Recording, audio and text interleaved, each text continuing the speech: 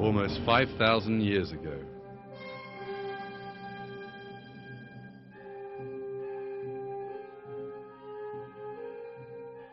In the fertile soils of the Middle East, pagan religions prevailed in Mesopotamia.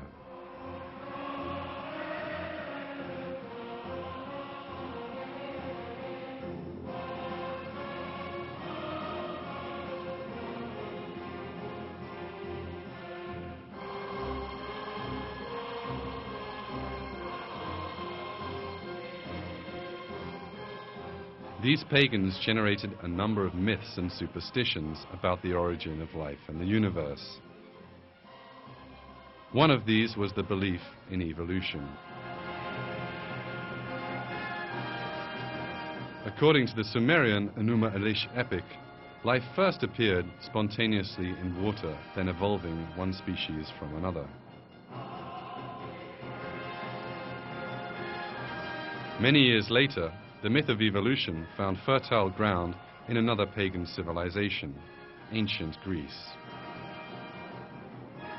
Some Greek philosophers, calling themselves materialists, accepted only the existence of matter and counted matter as the original source of life. Consequently, they resorted to the myth of evolution, inherited from the Sumerians, to explain how living beings came into existence.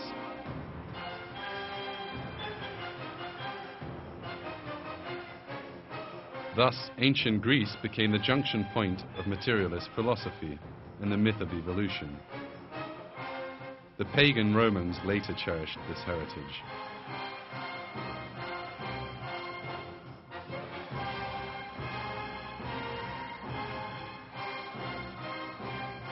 These two concepts from idol-worshipping cultures were introduced to the modern world in the 18th century.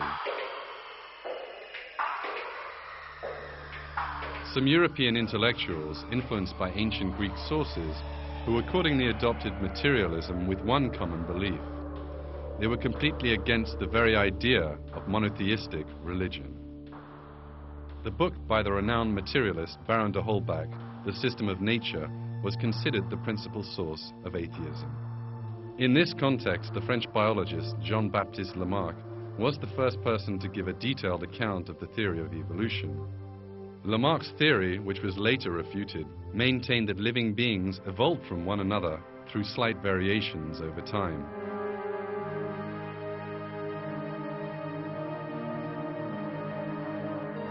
It was Charles Darwin who repeated and popularized Lamarck's views, albeit in a slightly different form.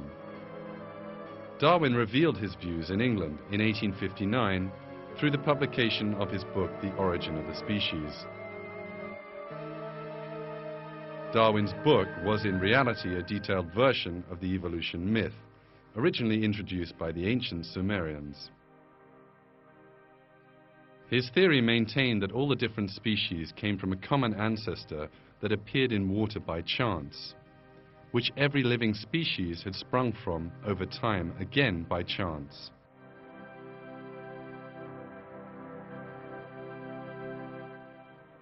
This assertion of Darwin was not based on clear scientific grounds, and hence was not extensively adopted by the scientists of his time.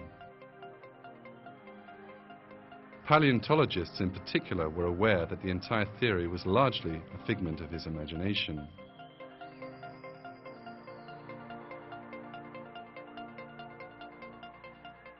The fossil record revealed that living things did not undergo an evolutionary process from primitive to the complex.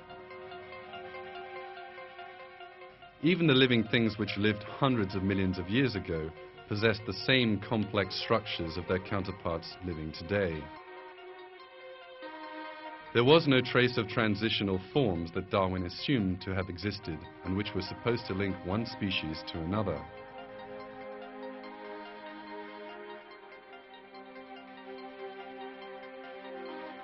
In the years to come, other assertions of the theory were refuted one after another. Biochemistry revealed that life was too complex to have emerged by chance as Darwin claimed. It was realized that even the random formation of the simplest protein molecule was impossible, let alone a living cell itself. Anatomy, on the other hand, showed that living beings had distinct designs and were created separately.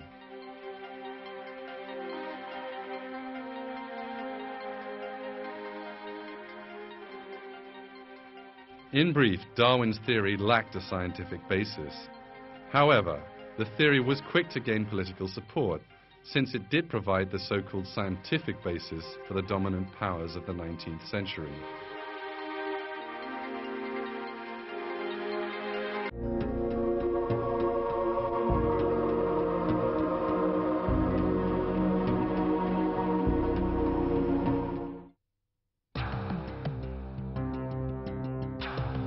In 1871, Darwin published another book, The Descent of Man, in which he claimed that man evolved from some ape-like creatures.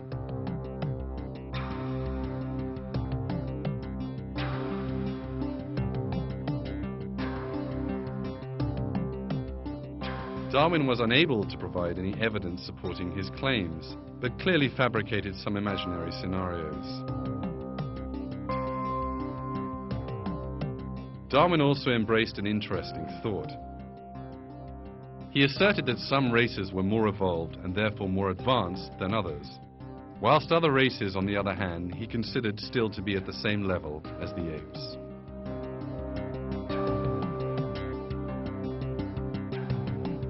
There was another important aspect to Darwin's theory.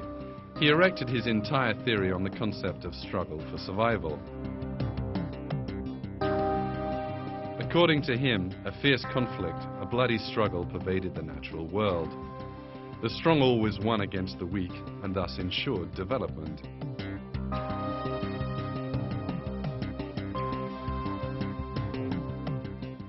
Darwin asserted that a similar conflict also held true for human races.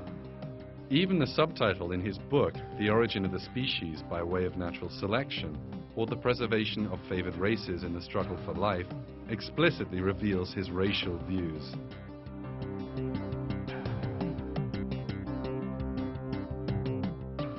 According to Darwin, the favored race was the European white man.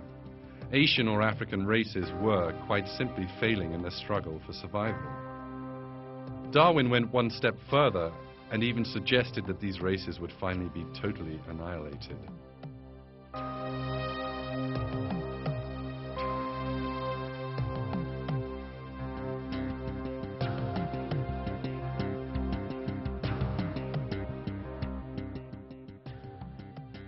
At some future period, not very distant as measured by centuries, the civilized races of man will almost certainly exterminate and replace the savage races throughout the world. At the same time, the anthropomorphous apes will no doubt be exterminated. As this statement explicitly reveals, Darwin was an out-and-out racist, believing in the superiority of the white man. He believed the white man would, in time, first enslave and then eradicate the so-called inferior races. Indeed, Darwin's ideas found fertile ground. In his time, the white man was already in search of a theory to justify his crimes.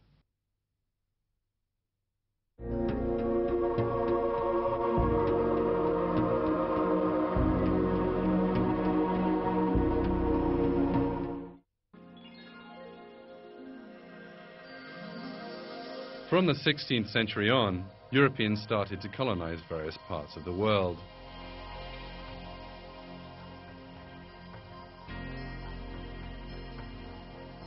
The first colonizers were the Spanish under the guidance of Christopher Columbus.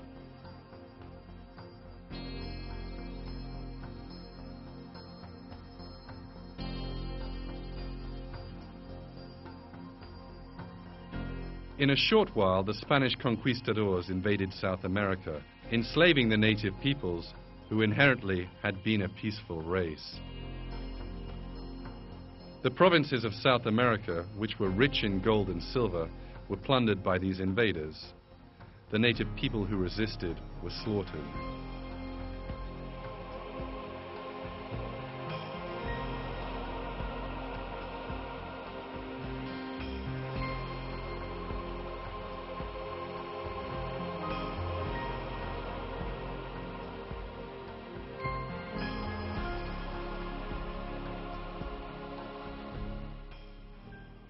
After the Spanish, the Portuguese, the Dutch, and then the British took part in the competition for colonization. In the 19th century, Britain became the world's greatest colonial empire. From India to Latin America, the British Empire exploited the natural resources far and wide.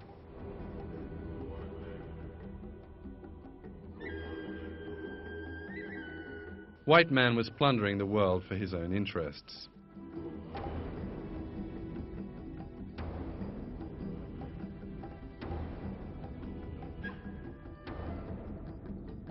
Of course, these colonial powers did not want to be remembered throughout history as plunderers.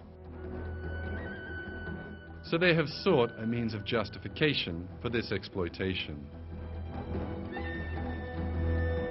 The justification was labeling the exploited people as primitive men, even possibly animal-like creatures.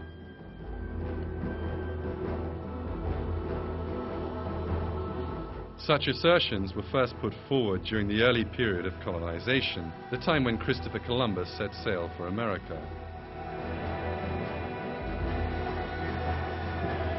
By claiming that the American native people were not real human beings, but a developed animal species, the Spanish colonizers sought to justify their enslavement.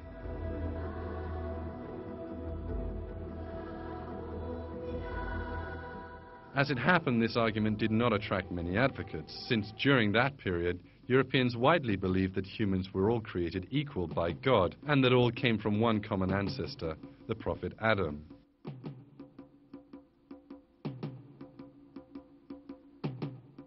However, things changed in the 19th century.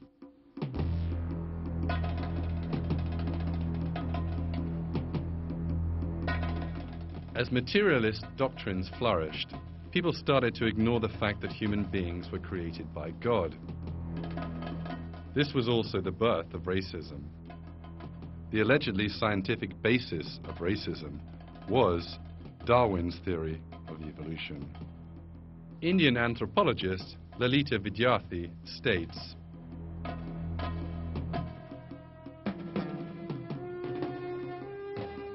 Darwin's theory of the survival of the fittest was warmly welcomed by the social scientists of the day, and they believed mankind had achieved various levels of evolution culminating in the white man's civilization. By the second half of the 19th century, racism was accepted as fact by the vast majority of Western scientists.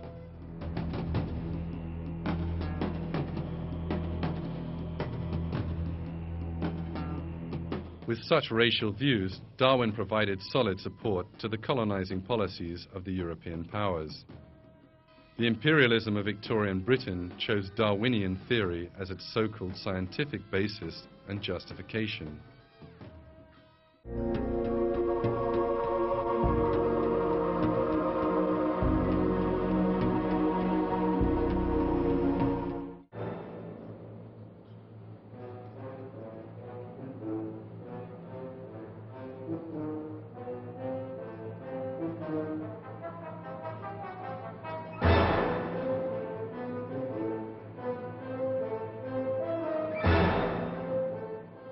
One of the most interesting examples of how the evolution theory offered inspiration to British imperialism was the scandal of the Piltdown Man. In 1912, a strange skull was dug up in Piltdown, England. Charles Dawson, the scientist who found the skull, together with his team, declared that it belonged to a creature that was half ape, half human. Arthur Keith, the famous evolution anatomist, examined the fossil and confirmed the results. However, Dawson and Keith emphasized an important point. The brain size of Piltdown Man was as big as that of modern man. The jawbone, however, had ape-like features.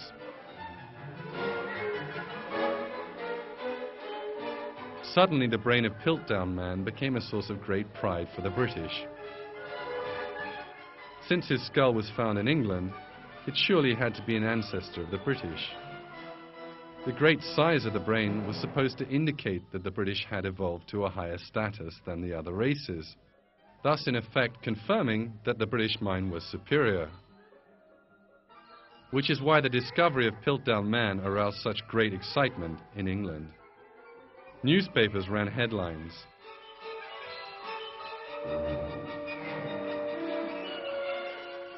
In social circles, they joyously celebrated this discovery. The British government, for their part, honoured Arthur Keith with a knighthood as acknowledgement for his work on the Piltdown skull. The famous evolutionary paleontologist Johansen explains the relationship between Piltdown and British imperialism as follows.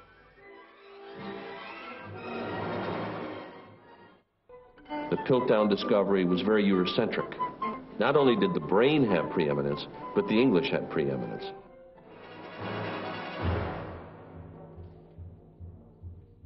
The inspiration the English derived from Piltdown Man lasted for 40 years.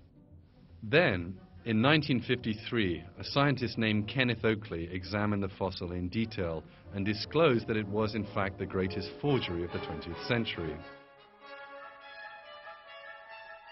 The fossil had been faked by attaching an orangutan jaw to a human skull. London radio announced this fact in astonishment. Britain's august Natural History Museum is all a-dither over a scandal concerning the Piltdown Man. One of the most famous fossil skulls in the world is declared to be in part a hoax. 40 years ago, its discovery was a sensation. Today comes the shocking news that this is skullduggery. For the evolutionists, the Piltdown Man scandal was only a beginning. In the coming years, other skulls were presented as proof of the ancestor of man. But later each one of these proved to be either a fraud or a misinterpretation. It was determined that these skulls either belonged to extinct ape species or ancient human races. Despite this fact, evolutionists went even further and dared to present fossils of chimpanzees, orangutans, and even pigs as ancestors of man. Yet over time, they had to reject these fossils, to which they gave names such as Zinjanthropus, Ramapithecus, and Hesperopithecus. The story of Piltdown Man provides a symbolic indication of how British racism derived support from the theory of evolution. English imperialism had actually found more solid grounds to rely on.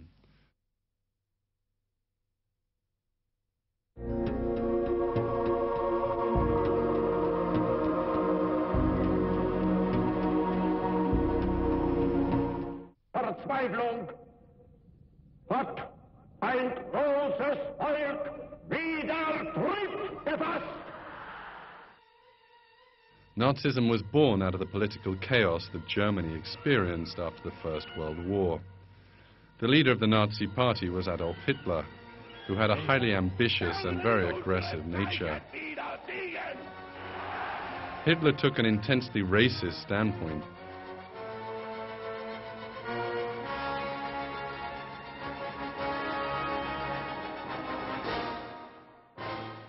He firmly believed in the superiority of the German or Aryan race over the other races. His dream was that the German Aryan race would soon conquer the world and establish an empire that would last for 1,000 years. Darwin's theory of evolution appeared to provide a scientific basis for Hitler's own racist theories.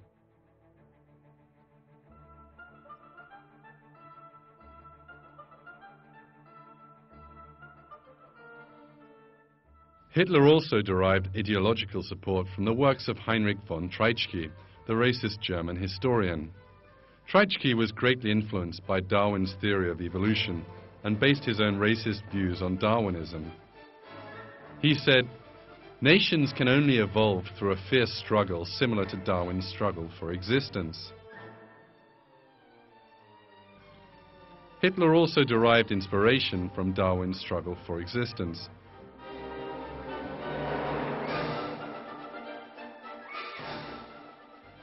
The name of his famous book, Mein Kampf, which means My Struggle, was a mere expression of this Darwinist concept.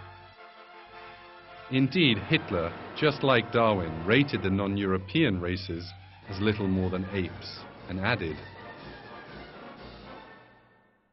"Take away the Nordic Germans, and nothing remains but the dance of apes."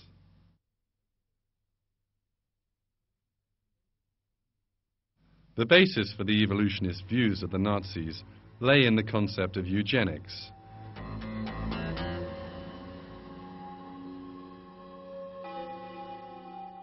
Eugenics meant the improving of the human race by weeding out sick and handicapped people and increasing the number of healthy individuals.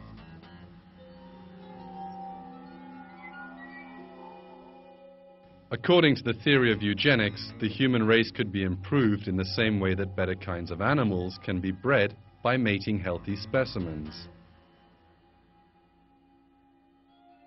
As might be expected, the eugenicists were simply the Darwinists. At the head of the eugenics movement in England came Charles Darwin's cousin, Francis Galton, and his son, Leonard Darwin.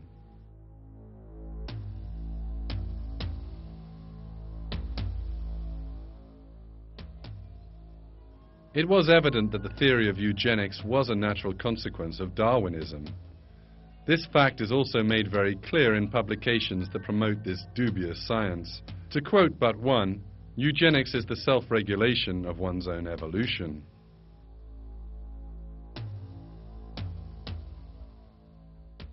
The first advocator and promoter of eugenics in Germany was Ernst Haeckel, the famous evolutionary biologist. He advanced the theory of recapitulation, which proposed that embryos of different species resembled one another. It was later realized that Haeckel made forgeries in the drawings that he used to propagate his assertion.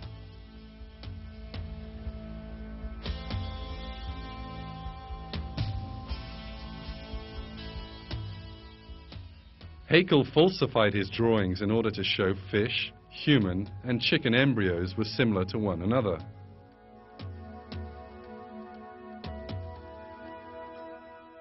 Some parts of the embryos he removed, and others he distorted. Even Haeckel himself later confessed that his drawings were works of forgery. However, evolutionist circles turned a blind eye to the forgery just to sustain the theory.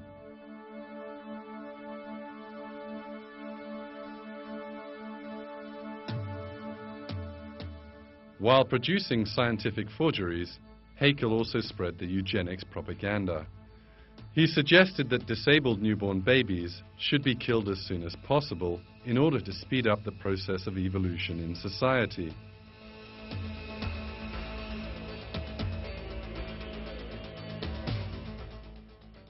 He went further and proposed that disabled, mentally retarded, and the genetically sick should be killed off right away. Otherwise, Haeckel argued, these people would place a burden on society and slow down evolution.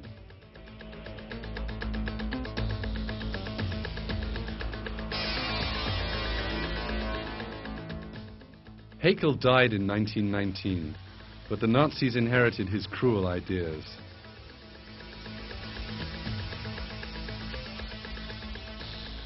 A short while after Hitler seized power, he launched an official eugenics policy. The mentally retarded, the disabled, and those having hereditary diseases were collected in special sterilization centers.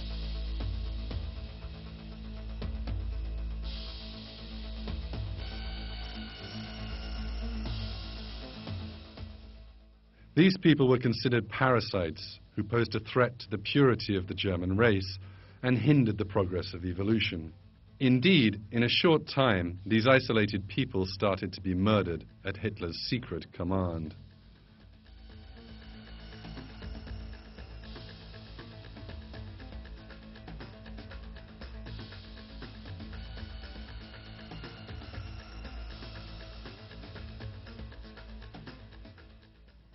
In his effort to speed up the so-called evolution of the German race, Hitler murdered many people. Meanwhile, he pursued another requirement of eugenics. Young men and women with blonde hair and blue eyes, considered typical specimens of the pure German race, were encouraged to have sexual relations with one another.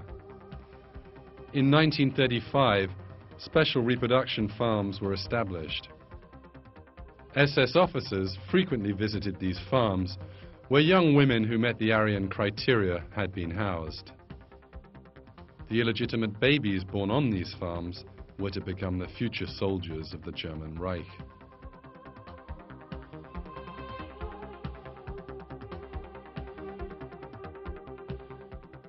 In order to improve the so-called superiority of the Aryan race, Nazis were resorting to Darwinian concepts. Darwin had suggested that the size of the human skull increased as he climbed the evolutionary ladder. The Nazis embraced this idea fiercely and set about taking skull measurements to show that the German race was superior. In all corners of Nazi Germany, comparisons were made showing that German skulls were larger than those of other races.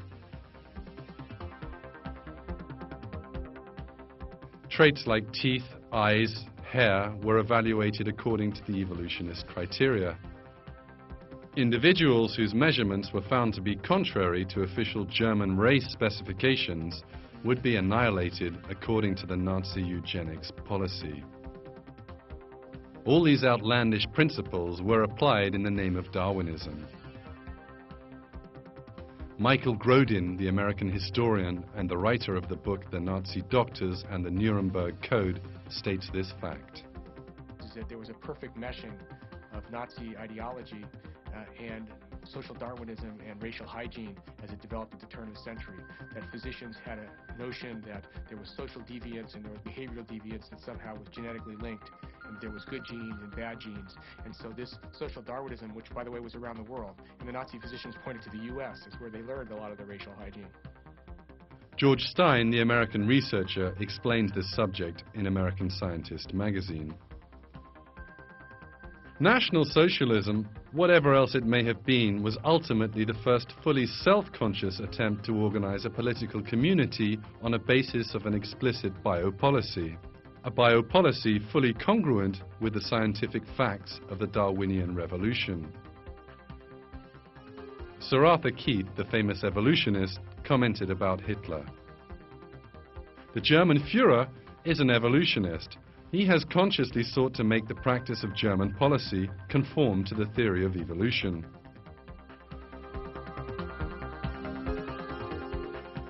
Another important reason for Hitler's evolutionism is the fact that he saw the theory as a weapon against religious beliefs. Hitler had a deep-rooted hatred of monotheistic faith. Religious virtues like love, mercy and modesty were a great hindrance to the merciless and militaristic Aryan race model. Wirtschaftlich zu vernichten, dass dann Deutschland nicht mehr länger untätig zusehen könnte. That is why, from the time the Nazis seized power in 1933, they aimed for a return to ancient pagan religion for German society.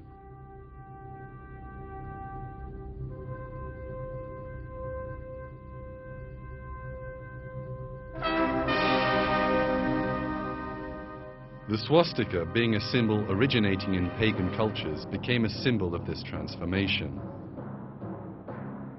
Nazi ceremonies held in every corner of Germany were in fact reconstructions of ancient pagan rites.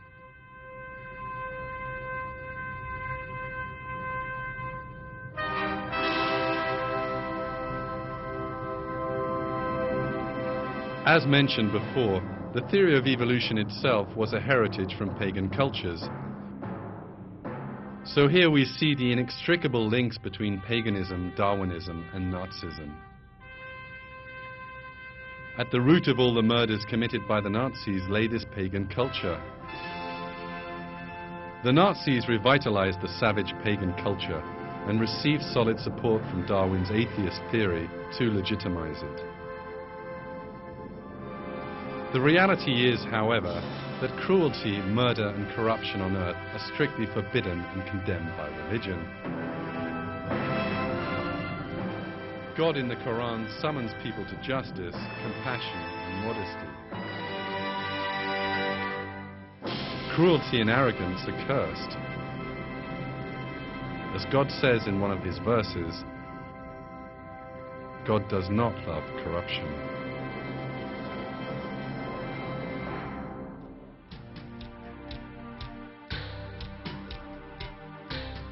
Benito Mussolini, the Italian dictator and one of Hitler's great allies, was also inspired by the theory of evolution. In his youth, he wrote articles which portrayed Darwin as the greatest scientist ever. After coming into power, his fascist Italy occupied Ethiopia. He justified his occupation of Ethiopia with Darwin's racist views and the concept of the struggle for survival.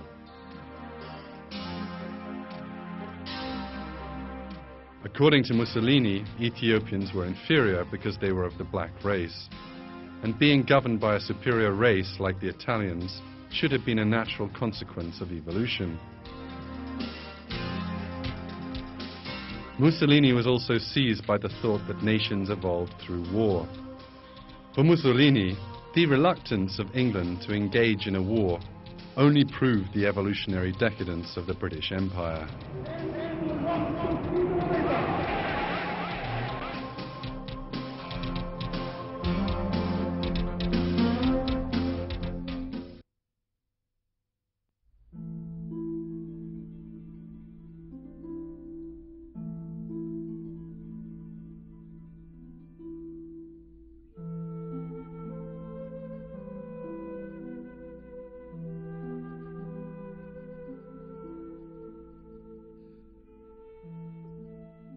Eventually, the Nazi Empire lost the Second World War and went down in history as having murdered millions of innocent people.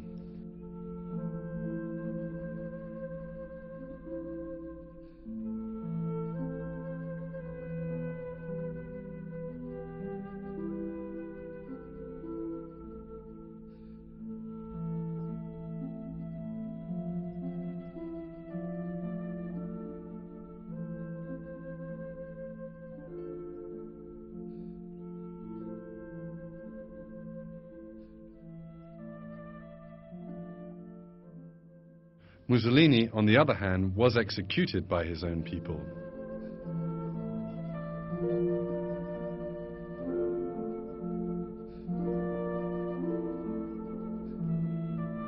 Yet still, Darwinist thought, which provided the foundation for Nazi ideology, has persisted.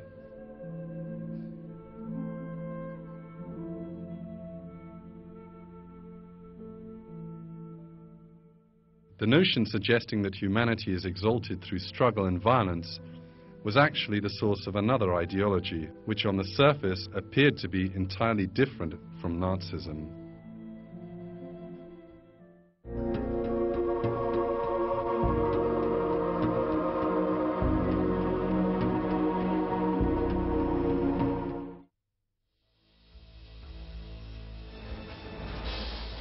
Materialist philosophy, which was born in ancient Greece, enjoyed a victory in the 19th century. This ancient philosophy owed its success to the two German philosophers, Karl Marx and Friedrich Engels. Marx and Engels tried to explain the materialist philosophy, which had survived through the ages, in terms of a new method called dialectics. Put briefly, dialectics was the assumption that all development in the universe was a consequence of competitive and self-interested conflict between opposing forces. Marx and Engels used dialectics to explain the whole of world history. Marx's simplistic analysis suggested that the history of humanity was based on conflict, and that the current conflict was between the proletariat and the bourgeoisie. He predicted that individual workers would come to realize that their only hope was to unite and stage a revolution. Both Marx and Engels had a profound hatred of religion. As confirmed atheists, they insisted that the eradication of religion was necessary for the success of communism. Round about the time that Marx and Engels were formulating these ideas, there was a significant development which could serve to support their theories. Darwin came on the scene with his book, The Origin of the Species. Darwin proposed that in the world of biology, living beings evolved and survived as a result of a struggle for existence. What was this if not dialectics? Furthermore, this was a dialectics that appeared to deny religion any role, including the existence of creation or a creator. This was an exceptional opportunity for Marx and Engels. Engels read Darwin's book as soon as it was published and wrote to Marx. Darwin, whom I am just now reading, is splendid.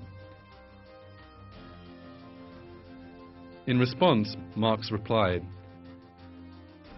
"This is the book which contains the basis in natural history for our view." Engels was so much influenced by Darwin's theory that, in an effort to contribute to the theory, he wrote an article titled "The Part Played by Labour in the Transition from Ape to Man." Soon Engels compiled all his evolutionist ideas in a book, Dialectics of Nature. The views of Marx and Engels flourished, especially after their deaths. Vladimir Ilyich Lenin was the first to start putting the communist revolution Marx dreamed of into practice. Lenin was the leader of the communist Bolshevik movement in Russia. At that time, the Tsarist regime in reign was ruled by the Romanov dynasty. The Bolsheviks, led by Lenin, had been looking to get rid of the Tsarist regime by force. The confusion caused by World War I offered the opportunity that the Bolsheviks so wanted. In October 1917, they seized power.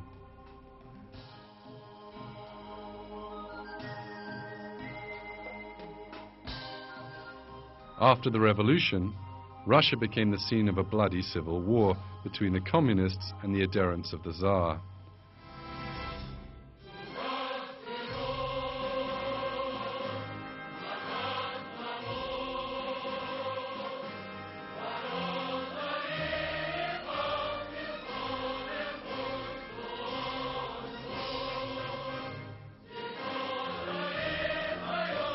Everyone considered rivals by the communists, including the Romanov family, were brutally killed.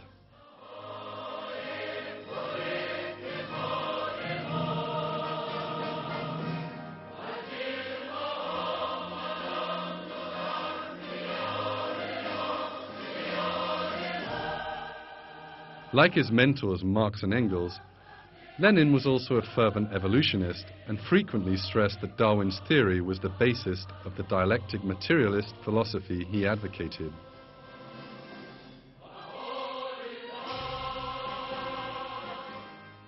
Trotsky, the second important name in Bolshevik revolution, also attached much importance to Darwinism.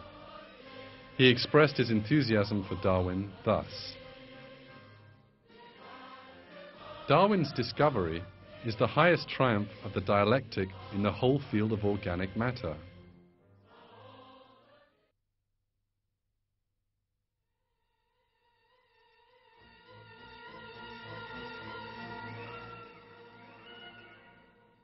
Joseph Stalin, one of the cruelest communist dictators, succeeded Lenin in 1924.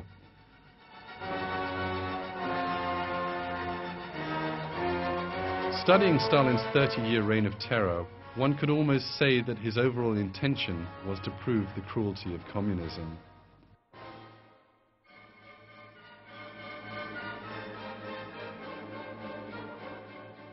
One of his first actions was the collectivization of land. He used armed force to make the peasants, who made up 80% of the population, amalgamate their holdings into vast state and collective farms. Grain was harvested by armed troops.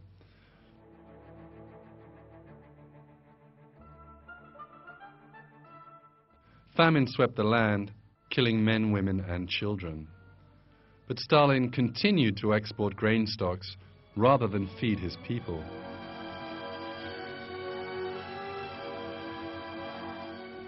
It's calculated that some 10 million peasants perished during these early years. 6 million died of famine in the Ukraine.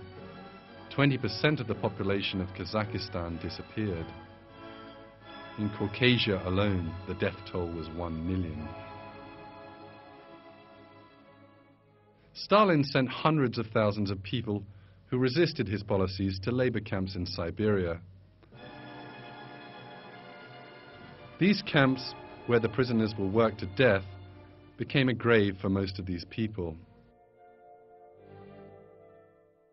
Meanwhile, tens of thousands of people were executed by Stalin's secret police.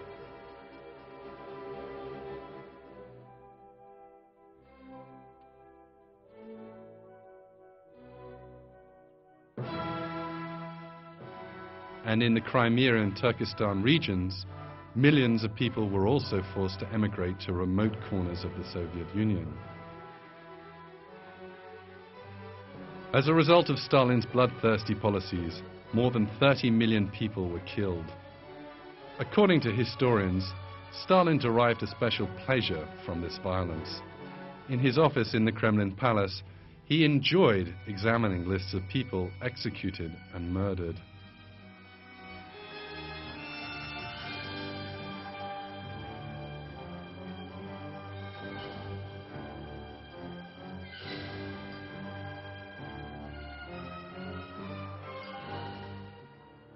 Besides his psychological condition, the factor making Stalin such a merciless mass murderer was his deep-rooted belief in materialist philosophy. And the basis of this philosophy, in Stalin's interpretation, was Darwin's theory of evolution. He said,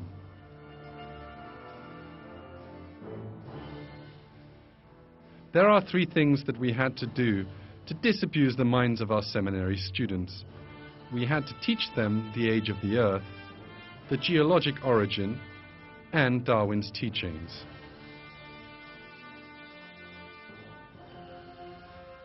Another indication of Stalin's blind attachment to the theory of evolution was the outright rejection by the Soviet education system of Mendel's laws of genetics. From the early 20th century, Mendel's laws had been accepted by the scientific community, but not in the Soviet Union. They invalidated Lamarck's claim, also partly accepted by Darwin, regarding the transmission of acquired traits to succeeding generations.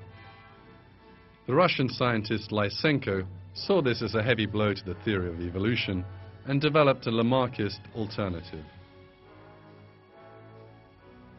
Stalin was impressed by Lysenko's ideas and made him head of the official scientific institutions. Until Stalin's death, the science of genetics was not accepted in the scientific institutions of the Soviet Union. During the totalitarian rule of Stalin, another communist regime underpinned by Darwinism was established in China. In 1949, after a long civil war, the communists won power under Mao Zedong's leadership. Mao established a bloody and repressive regime, as had his ally Stalin, who now provided him with support. Countless political executions took place in China. Nearly 30 million people died because of the horrible famine which resulted from Mao's insane policies. During the years of Cultural Revolution, the young militants called Mao's Red Guards threw the country into a state of utter chaos and fear.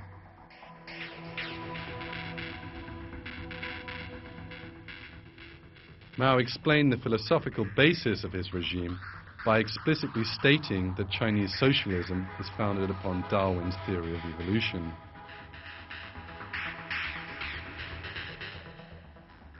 Harvard University historian James Reeve Pusey also acknowledges the Darwinist influence on Maoism. In his book entitled China and Charles Darwin, Pusey states, "Darwin had legitimized violent change and revolution. Surely that was one of the most momentous things Darwin did to China. And the thinking of Mao Zedong fit perfectly."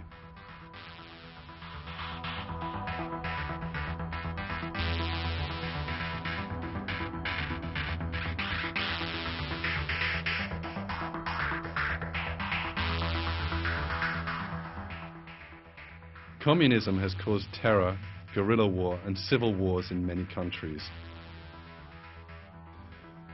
In Cambodia, the communist Khmer Rouge slaughtered nearly 1/3 of the country's population.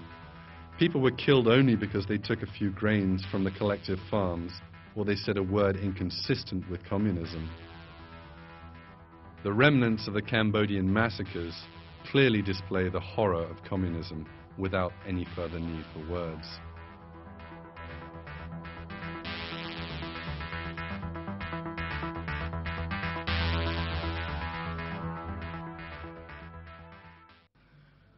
For 150 years, the communist ideology, closely allied with strife and war, has been intertwined with Darwinism.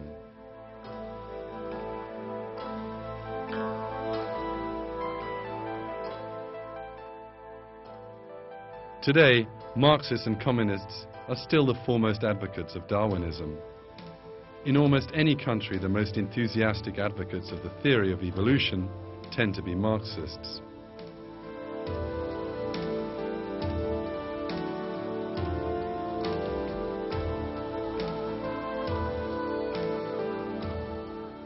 That is quite simply because, as Karl Marx himself said, the theory of evolution contains the basis in natural history for his materialist ideology.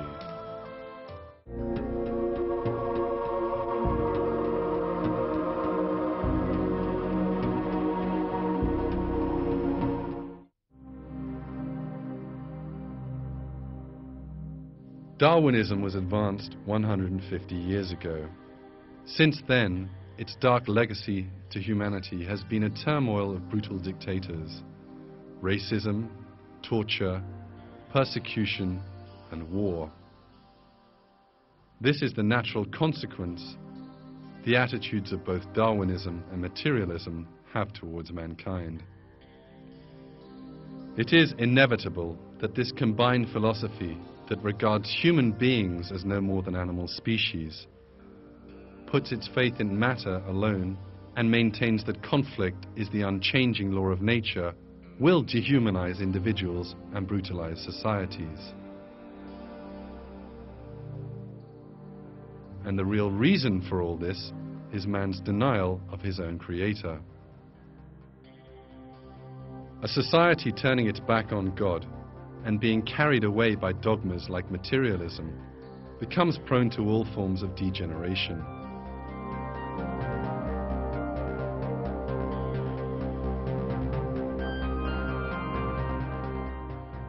Consequently, it inevitably faces pain, fear, and destruction. God informs us of this fact in one of his verses. Corruption has appeared in both land and sea because of what people's own hands have brought about, so that they may taste something of what they have done, so that hopefully they will turn back.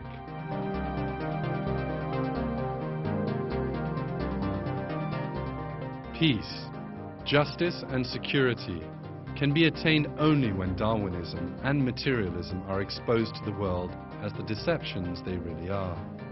And when man knows the purpose of his creation, that purpose is to turn to one's creator, to turn to God.